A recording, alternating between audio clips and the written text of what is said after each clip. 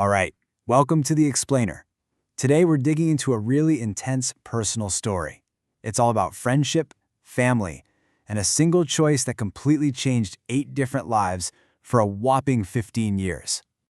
So let's get right into it. The story kicks off with something super simple, something we can all relate to, right? A friend just asks for a favor. Hey, can you watch my kids? I've got a date. It's the kind of thing that happens all the time. You'd never think twice about it. But of course, this simple favor, well, it spirals into something nobody could have ever seen coming. This is the moment, right here, where the story takes that first jaw-dropping turn from just a simple babysitting job into something life-altering. 3 days. I mean, think about it. A date, that's a few hours, right? Maybe an overnight thing, tops. But one night became 2, and then it became 3, and all that time, total silence.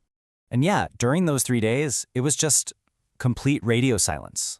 Not a call, not a text, nothing. So the narrator, as you'd expect, starts to really panic. She's thinking the worst, that something terrible must have happened. Her first instinct is pure concern. So she does exactly what any of us would do in that situation. She files a missing person report.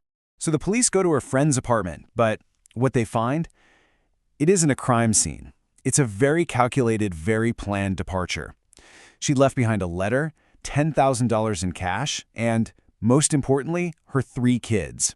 She basically just handed over their entire future to the narrator. In that letter, well, it laid out her reasons.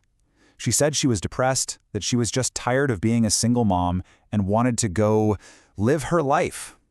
I mean, it's a really raw confession, but it's one that came with absolutely devastating consequences for her kids.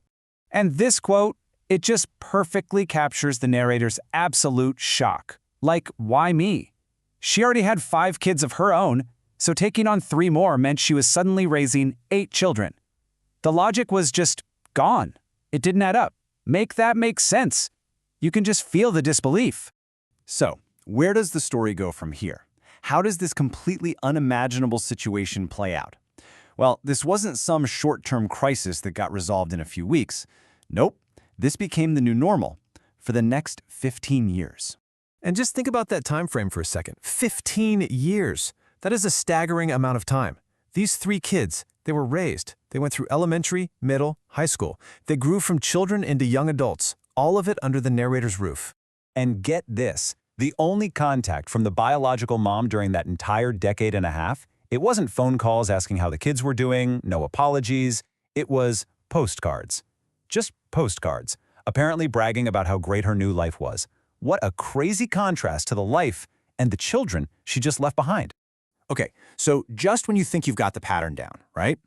The story takes another massive, dramatic turn. Because after a decade and a half of total silence, the biological mother just shows up again.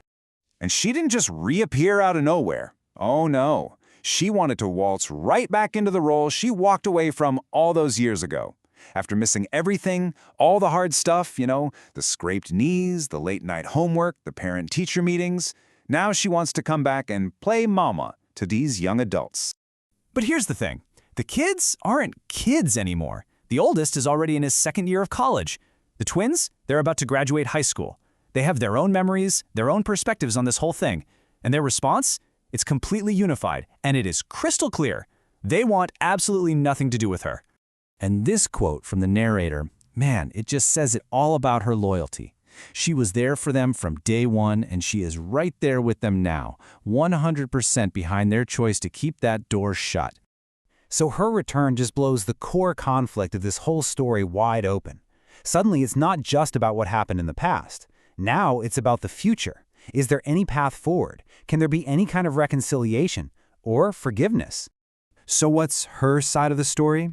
Well, in her own defense, the biological mother points to that money she left. She actually argues that the 10 grand she left behind took care of them, as if it was some kind of business transaction that just wiped the slate clean of all her parental duties. The narrator, as you can imagine, finds this whole justification completely ridiculous. I mean, $10,000 to raise 3 kids for 15 years? Do the math on that. It's something like $222 a year for each kid. That barely covers a month of groceries, let alone a roof over their heads or doctors or school supplies. So for the mother to act like this was some big, meaningful contribution, it's just, well, it's almost insulting. And this is really where things get complicated, because you can see two very different perspectives. On one hand, you've got the narrator's stance, which is basically parenthood is something you do, not something you are. It's earned through showing up day in and day out. And from that point of view, the kids' feelings are the only thing that matters, and their decision to cut her off has to be respected. But then there's the other side of the coin, the argument that the mental illness she talked about, that depression, is a real, serious factor here. Is it possible her actions were driven by a crisis that was totally out of her control? And if so, shouldn't the kids, who are adults now, at least hear her out? Maybe just to get the full story? And that's the tough, ethical mess at the heart of all this. At the end of the day, there are just no easy answers here, are there? You caught all this damage, but also all this love, this deep resentment, but also this fierce loyalty. All of it tangled up together after 15 incredibly long years. And that really brings us to the final question that this story leaves us hanging with. Is there a right or wrong answer in a situation like this? Should the narrator try to push the kids to hear their mother out, especially with the claim of mental illness? Or is she doing the right thing by standing firm with them, supporting their decision to keep that door locked forever? It's a really powerful question about forgiveness, about responsibility, and about what it truly means to be a family.